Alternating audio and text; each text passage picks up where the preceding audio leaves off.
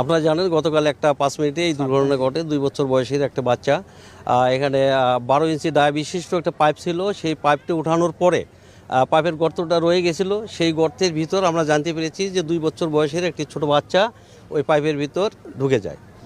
ঢুকে গেলে আমরা সংবাদ পাওয়ার সঙ্গে সঙ্গে আমরা প্রায় ওই 24 ঘন্টার মতো আমরা 8টে ইউনিট অক্লান্ত পরিশ্রম করে আমরা উদ্ধার তৎপরতা আমরা চালাচ্ছি। এই বিষয়ে স্থানীয় সাধারণের যথেষ্ট সহযোগিতা পেয়েছি, স্থানীয় প্রশাসনের, বিশেষ করে ইউনো স্যার আপনাদের সহযোগিতা, সর্বোপরি আমাদের মহাপরিচালক মহোদয় তিনি অত্যন্ত তৎপর। সারা রাত তিনি ঘুমান নাই, তিনি আমাদেরকে প্রয়োজনীয় দিক নির্দেশনা টাইম টু টাইম আমাদেরকে দিচ্ছেন। আমাদের ডাইরেক্টর স্যারেরা আমাদেরকে প্রয়োজনীয় দিক নির্দেশনা দিচ্ছে।